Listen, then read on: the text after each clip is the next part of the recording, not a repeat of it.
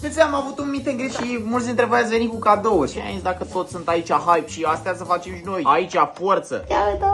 Un ursuleț de ăsta i-am adus în clasa 5-a, eram și băcea de o fată de clasa 8-a și am adus un ursuleț de ăsta. S-a rușinat, că a zis că mamă îi place de mine, că nu știu ce-i fac, că e prea mic. Încă un legolaș de ăsta mic. Liquid, mamă, fix nuanța mea de liquid lipstick. Ăsta bănuiesc că e pentru Chessie. Uite niște de-astea din Minecraft. Aici a venit o fată la mine și mi-a zis, uite, ți-am dat niște mănuși, poate te ajută la clipurile horror. Avem o mașinuță de-asta bengoasă, forță, să o plimb pe Chessie. Salut, eu mă numesc Albert, te pup, Albert. Atunci când te joci pe live și te enervezi, mă amuz foarte tare că îți iei toate lucrurile din cameră și ții la ele. Avem un juicy bomb de ăsta, că eu folosesc foarte des. Încă o mașină bengoasă, frate. Astea sunt niște chestii ca să-mi prind eu părul. Un mărțișor. Eu vezi ce desene bun. Să mănânc asta viața mea. Ia vedeți.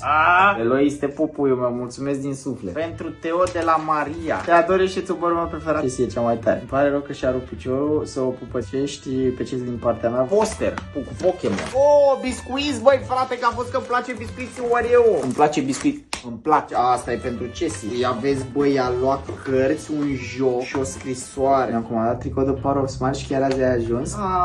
Viața mea, tu scrii prea frumos pe ei 10 și orice ai scrie, e incredibil. Ăsta e opritor de cărți pentru Chessie cu sertar, nu, o să nebunească. Deci chiar vrea să-și facă biblioteca acum. Și asta o să se bucure maxim. Ăsta e de la Alexo, am impresia.